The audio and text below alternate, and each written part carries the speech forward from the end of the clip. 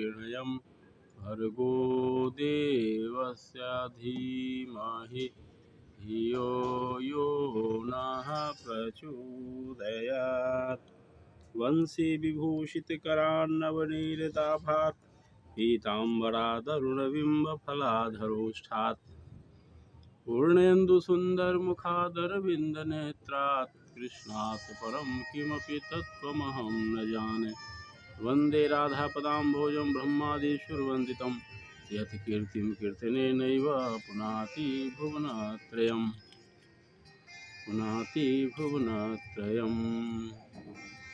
श्रीकृष्ण गोविंद हरे मुरारे हे नाथ नारायण वासुदेवाय हे नाथ नारायण वासुदेवाय हे नाथ नारायण वासुदेवाय। श्रीकृष्ण गोविंद हरे मुरारे हे नाथ नारायण वासुदेवाय। सभी भागवत प्रेमियों को राधे राधे। आइए आज पुनः आम्रपल्लवों के साय में बैठकर भागवत रस का पान करते हैं। हम लोग दसम स्कंद में प्रवेश कर चुके हैं, जहाँ से भगवान श्री कृष्ण की लीलाओं का वर्णन हुआ है। उनके जन्म से आगे की जो भी उनके क्रियाकलाप थे उसका वर्णन इस अध्याय में किया गया है। मतलब कह सकते हैं कि ये श्री कृष्ण कथा है।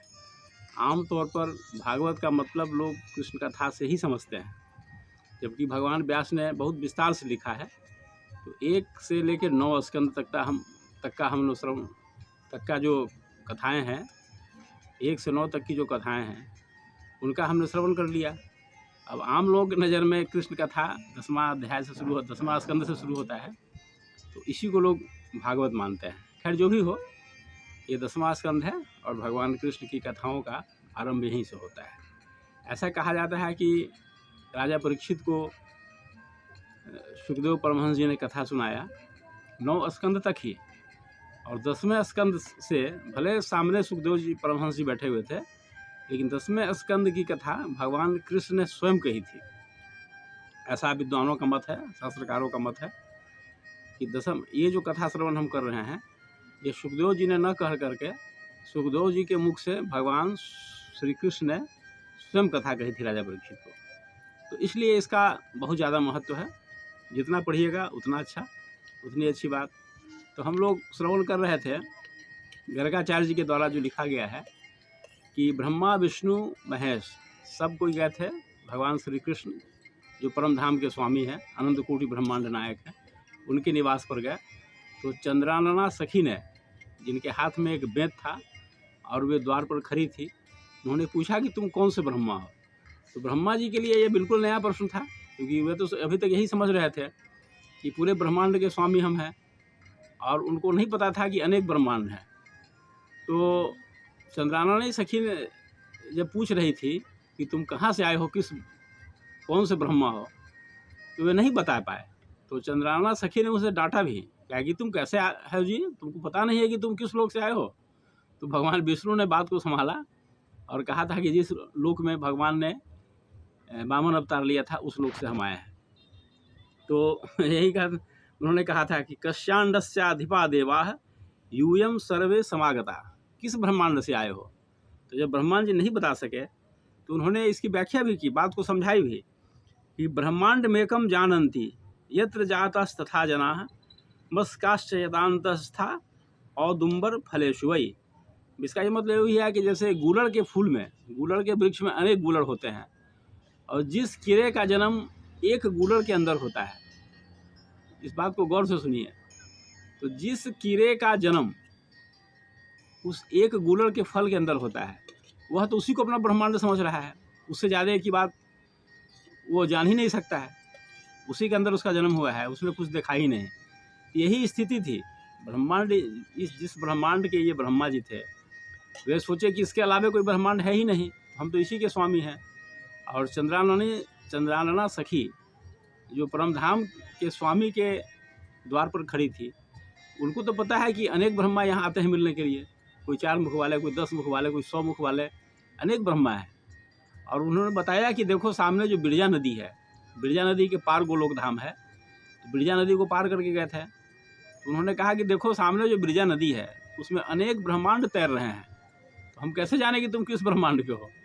तो जब उन्हें स्पष्ट किया गया तो वे भगवान से पूछी, और भगवान ने इसकी स्वीकृति के बाद वे तीनों अन्य सभी देवताओं के साथ अंदर गए। सब ने पहली बार देखा भगवान के परम धाम को, सब आश्चर्यचकित हो गए। इतना सौंदर्य, इतनी शांति उन्होंने कहीं कल्पना भी नहीं की थी। तो उन्होंने देखा कि उस वहाँ भी वृंदावन है, उस गोलोक धाम में भी वृंदावन है, और वहाँ अष्टदल कमल के ऊपर सिंहासन पर भगवान श्री कृष्ण और राधिका जी विराजमान है, जो उनका निज निकुंज है। उसको निज निकुंज कहा जाता है। उस निज निकुंज में उन्होंने देखा कि राधा और कृष्ण वहाँ बैठे हुए हैं। तो वहाँ भी उन्होंने अपनी बातें रखी। ये जो दुख था उनको सुनाया गया, धरती पर जो त्राहिमाम मचा हुआ था। तो भगवान ने उनको आश्वस्त किया कि हम अवतार लेंगे और देवकी के गर्भ से जन्म लेंगे, देवकी और वसुदेव के पुत्र के रूप में हम आएंगे, और सभी देव शक्तियों को कहो कि वे वृंदावन क्षेत्र में जाकर के मनुष्य रूप में जन्म लें और हमारी सेवा करेंगे। तो सभी ब्रह्मा विष्णु महेश सब कोई जो भी थे साथ में, सब कोई संतुष्ट होकर के वहाँ से लौटे। और ब्रह्मा जी ने कहा कि अब देरी मत करो, सभी देव शक्तियों को कहा कि जाओ और देरी नहीं करो, जितनी जल्दी हो सके तुम जन्म लो। तो वहाँ एक और बात हुई कि जब राधा जी ने सुना, दोनों उस निज निकुंज में आसन पर बैठे हुए थे, तो जब राधा जी ने सुना कि भगवान अवतार लेंगे जाकर के, तो भगवान से मेरा वियोग हो जाएगा, तब वे बड़ी घबरा गई और मूर्छित हो गई। भगवान ने उन्हें संभाला, श्री कृष्ण जी ने उन्हें संभाला और कहा कि तुम चिंता मत करो, तुमको भी साथ ले चलेंगे, तुमसे पृथक हम नहीं रह पाएंगे और ऐसा कोई वियोग का मौका नहीं देंगे, तुम भी मेरे साथ चलना। तो राधा जी ने कहा कि हम तो अकेले ही नहीं जाएंगे, यहाँ जो वृंदावन है वहाँ भी वृंदावन है, वहाँ भी गोवर्धन पर्वत है, वहाँ भी कालिंदी हैं, तो सब साथ चलेंगे। भगवान ने गोलोक धाम से 84 कोस भूमि इस धरती पर लाए। वही 84 कोस भूमि जो हम वृंदावन क्षेत्र को कहते हैं, मथुरा मंडल, ये सब वही 84 कोस भूमि है जो परमधाम का टुकड़ा है। आज भी वृंदावन का बड़ा महत्व है, वहाँ भक्ति जीवंत है, भक्ति वहाँ जुबती है और आज भी लोगों को प्रभावित करती है। वहाँ जाने के बाद लोग भक्ति में अपने आप को खो देते हैं। तो ये 84 कोस का जो टुकड़ा है ये सामान्य नहीं है, ये सामान्य भूभाग नहीं समझिएगा, ये परमधाम का टुकड़ा है भैया।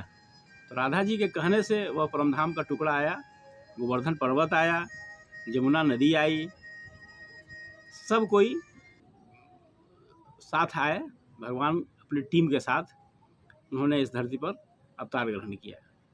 आगे फिर हम चर्चा करेंगे, आज इतना ही। ओम शांति शांति शांति सर्वारिष्ट सुशांतिर्भवतु।